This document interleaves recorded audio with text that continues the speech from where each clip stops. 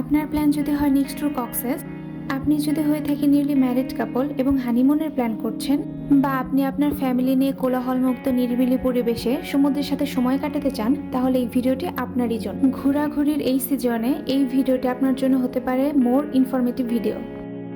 So hello everyone, আসসালামু আলাইকুম। আজকে আমাদের কক্সবাজার ট্যুরের সেকেন্ড দিন। বাংলাদেশের সেরা 5 স্টার হোটেলগুলোর মধ্যে একটি হোটেল বেওয়াচ। আমরা আজকে চলে এসেছি বেওয়াচ। আজকে আপনাদের বেওয়াচের সবকিছু ঘুরিয়ে দেখাবো এবং সাথে থাকবে তাদের প্রাইভেট বিচও। আলোচনা করব তাদের পজিটিভ এবং নেগেটিভ দুটো দিক নিয়ে। যেহেতু আমরা প্রথম দিন অ্যাঙ্করে ছিলাম, অ্যাঙ্কর এবং বেওয়াচ পাশাপাশি হওয়াতে বেওয়াচে একটু আগেই চলে আসি। রিসেপশনে ব্যাগ রেখে আমরা পুরো বেওয়াচটা ঘুরে দেখি। রিসেপশনে ঢুকে আমার মনটা ভালো হয়ে যায়। চারপাশে সবকিছু এত সাজানো গোছানো, প্রতিটা জায়গায় খুবই নিখুঁতভাবে ডেকোরেশন করেছে ওরা।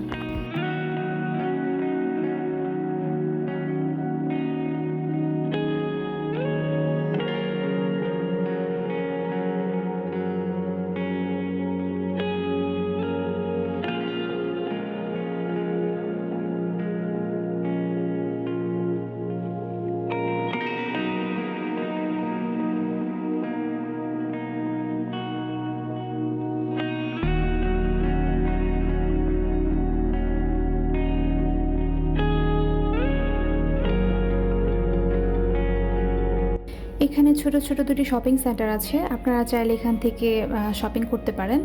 বিচে পরার জন্য বিভিন্ন ড্রেস এবং পার্লের অনেক জুয়েলারি আছে। আমি এখান থেকে কিছু জুয়েলারি কিনেছি, আমার কাছে ওভার প্রাইস মনে হয়নি।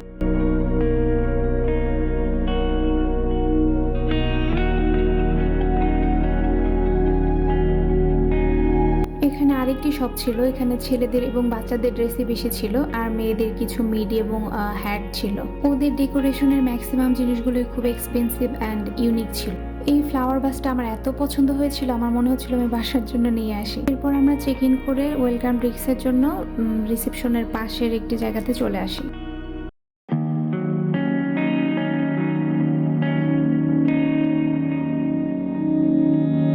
এখান থেকে বাইরের সবকিছু দেখা যাচ্ছিল। প্রচন্ড রোদ ছিল ওই দিন, তারপরে আমার কেন যেন খুব ভালো লাগছিল।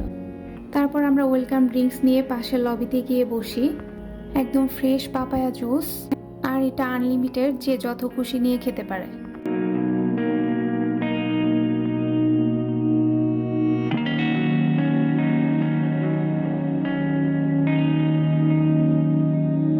এরপর আমরা দেখতে পাই এখানে একটি বুক শেলফ, অনেকগুলো বই রাখা, কেউ চাইলে এখান থেকে বই নিয়ে পড়তে পারেন। পাশেই ছিল আইসক্রিম পার্লার, কেউ চাইলে এখান থেকে আপনারা আইসক্রিম কিনে খেতে পারেন।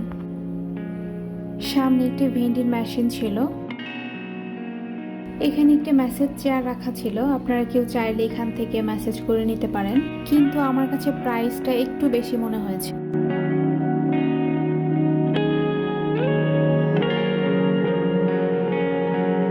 রিসেপশন থেকে কল দিয়ে বলা হয় আমাদের রুম রেডি। এরপর আমরা রুমের দিকে চলে যাই। আপনাদের সাথে রুমের ভিডিওটি শেয়ার করছি।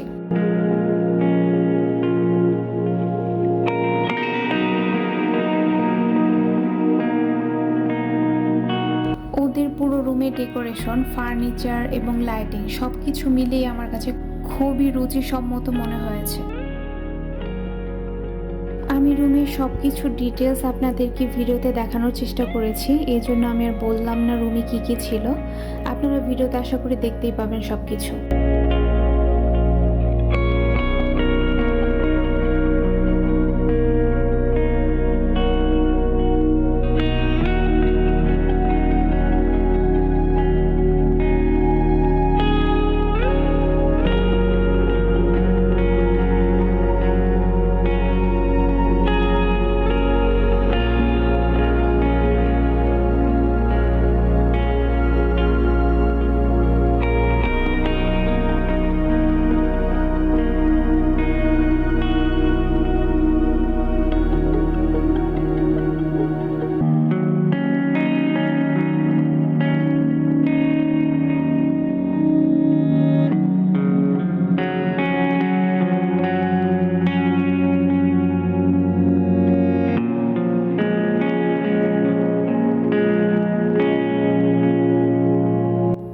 ওয়াশরুমটা খুবই নিট অ্যান্ড ক্লিন ছিল।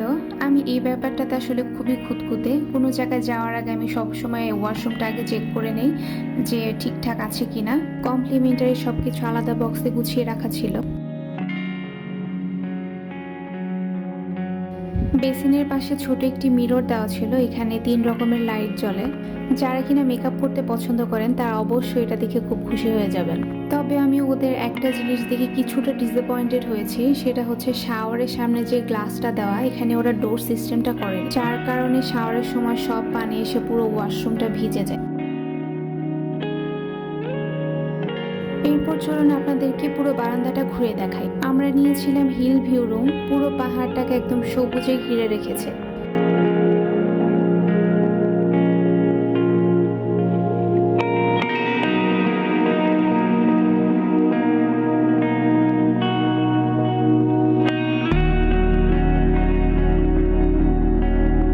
ওই যে দূরে স্লিপার দেখা যাচ্ছে।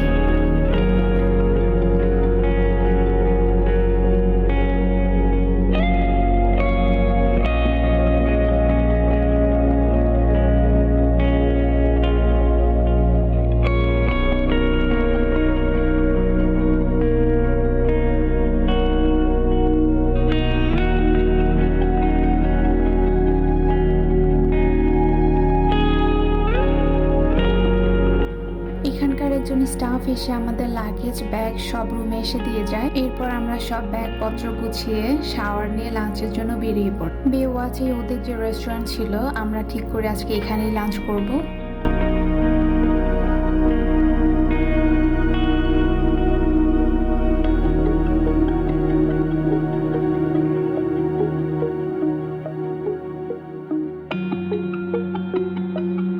ওদের রেস্টুরেন্টটা দেখে আমার অনেক ভালো লাগে, একদম সি ভিউ রেস্টুরেন্ট, খাবো আর সমুদ্র দেখে। এরপর আমরা খাবার অর্ডার দিয়ে দেই। খাবারের প্রাইস আমার কাছে মোটামুটি ঠিকঠাক লেগেছে। খাবার আসতে আসতে ততক্ষণে আমরা আরেকটু দেখছিলাম ভালো করে।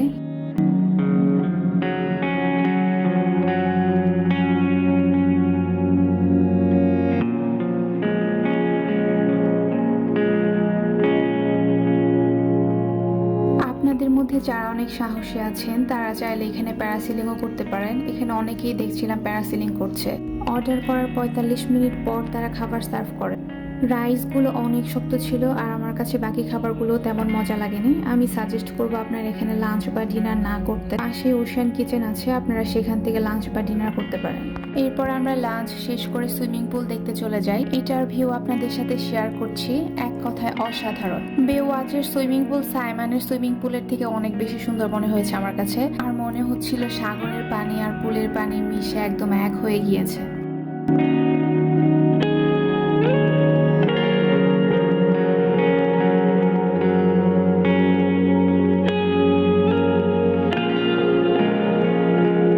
বেওয়াচের জিমনেশিয়ামটা অনেক সুন্দর, এখানে অনেক ফ্যাসিলিটিস অ্যাভেলেবেল আছে। এরপর আমরা বিচে চলে যাই। ইনানি বিচের ডিটেলস ভিডিও আমাদের ফার্স্ট ভিডিওতে দেওয়া আছে, আপনারা কেউ চাইলে দেখে আসতে পারেন।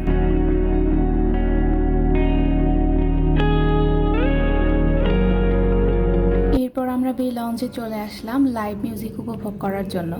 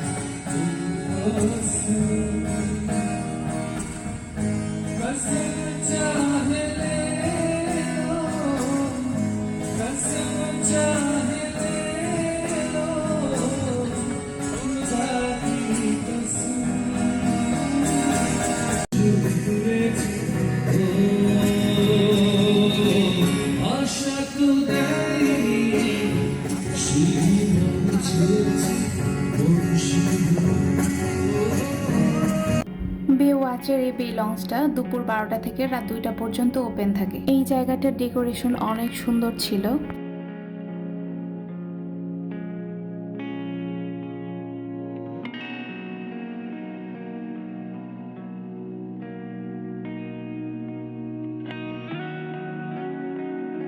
বেওয়াচের রাতের ভিউটা আপনাদের সাথে শেয়ার করছি।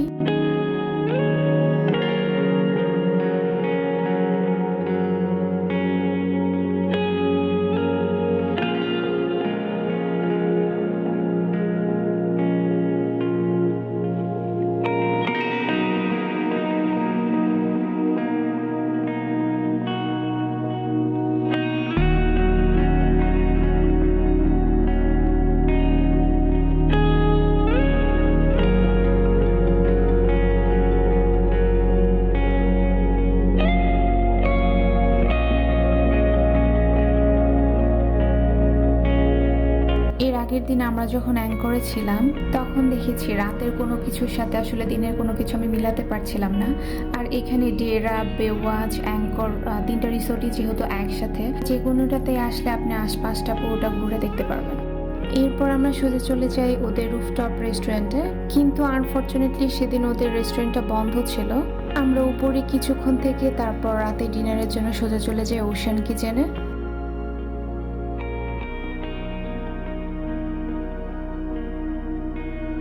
আমরা রাতে ডিনার শেষ করে এরপর আবারও বিচে চলে আসি। তখন বাজছিল প্রায় রাত 10:30টার মতো। তখনও ওদের লাইভ মিউজিক চলছিল। তো চলুন এবার একসাথে আমরা গান শুনিয়ে সমুদ্র বিলাস করি।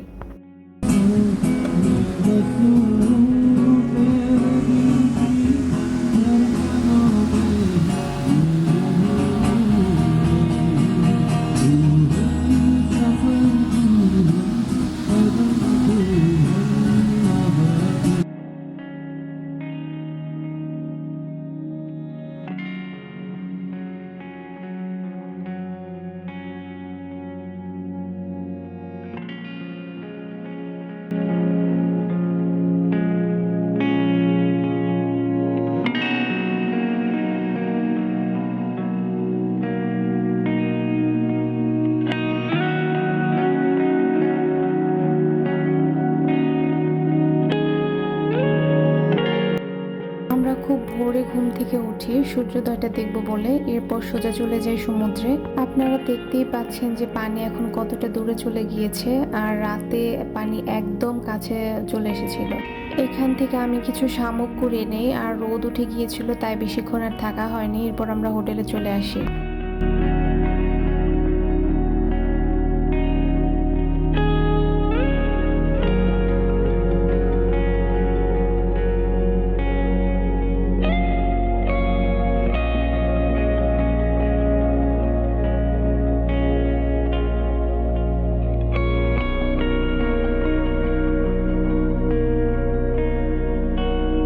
ওদের নিচে আরেকটি সুইমিং পুল আছে, কিন্তু এটা এখনো মেবি চালু হয়নি। এখানে দেখা যাচ্ছে ওই পাশে ডেরা আর এই পাশে বেওয়াচের মাঝের বর্ডারটা। তারপর ঘোরাঘুরি শেষ করে আমরা সকালে ব্রেকফাস্টের জন্য চলে যাই। ওদের এখানে অনেকগুলো আইটেম ছিল, আমি যতটুকু সম্ভব ভিডিওতে দেখানোর চেষ্টা করেছি।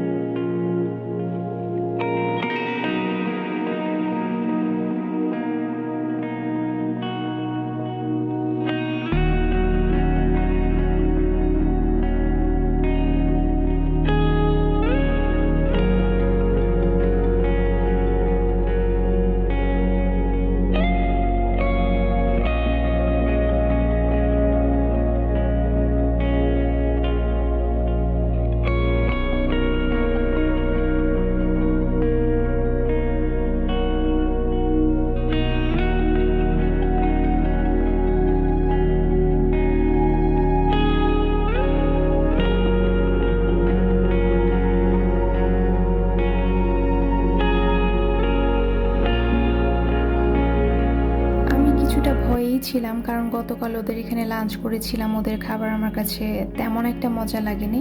কিন্তু গতকাল যতটা ডিসঅ্যাপয়েন্টেড হয়েছিলাম, আজকে ব্রেকফাস্টে এসে আমার কাছে ততটাই স্যাটিসফাইড লাগছে। বেশ ভালো ছিল খাবারগুলো। এরপর আমরা সকালের ব্রেকফাস্ট শেষ করে একটু রেস্ট নিয়ে সুইমিং পুলে চলে যাই। একটু পরে আমাদেরকে চলে যেতে হবে। এই ছিল আজকে আমাদের একদিনের বেওয়াচের জার্নি। আমার কাছে খুবই ভালো লেগেছে, আমি খুবই স্যাটিসফাইড। আপনারা চাইলে এখানে এসে ঘুরে যেতে পারেন প্রিয়জনের সাথে।